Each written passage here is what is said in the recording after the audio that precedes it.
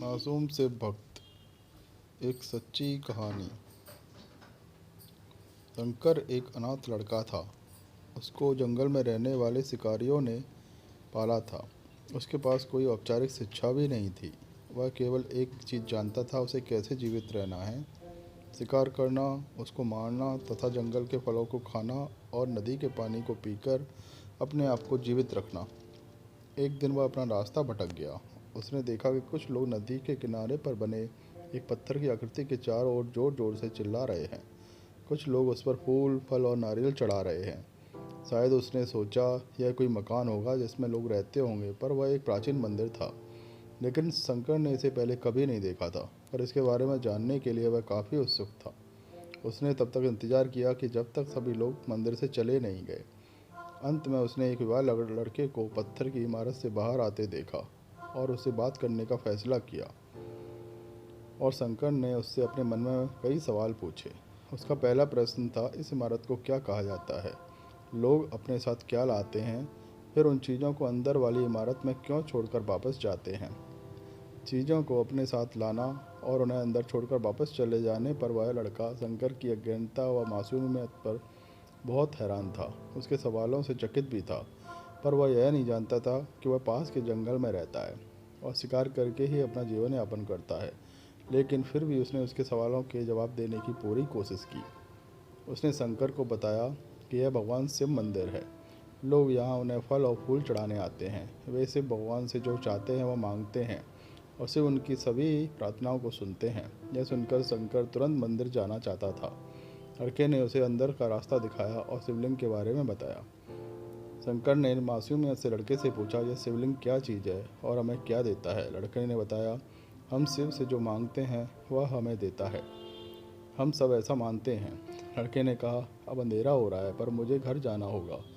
और वह शंकर को वहीं अकेला छोड़कर चला गया। शंकर ने झिझकते हुए मंदिर में प्रवेश किया। वह एक कोने में बैठ गया और सोचा, एक पत्थर किसी को वह कैसे क्या दे सकता है जो वे चाहते हैं। इसलिए उसने इसका परीक्षण करने का फैसला किया।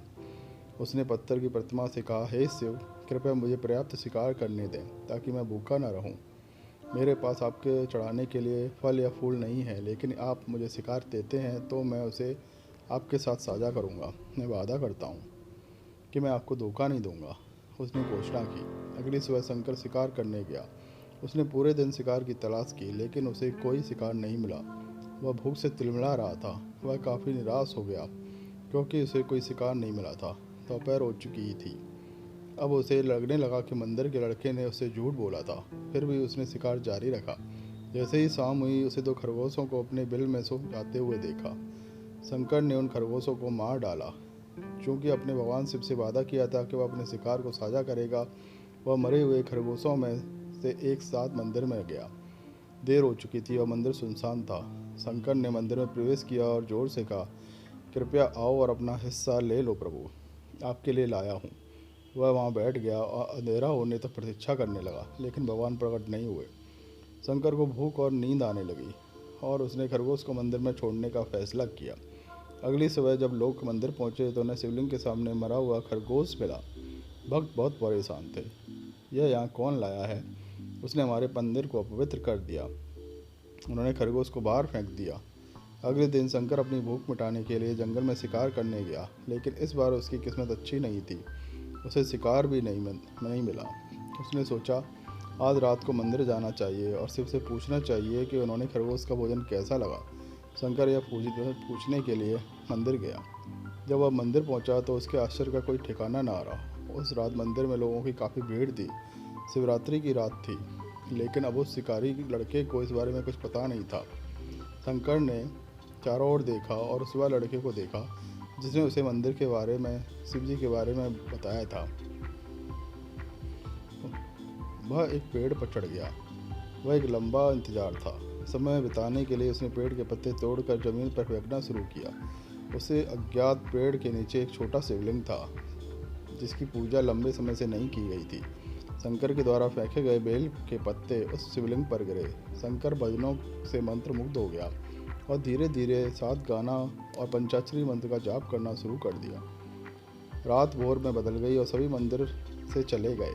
शंकर पेड़ से उतरा और मंदिर में प्रवेश किया। उसने देखा कि शिवलिंग की आंखों पर लाल निशान थे।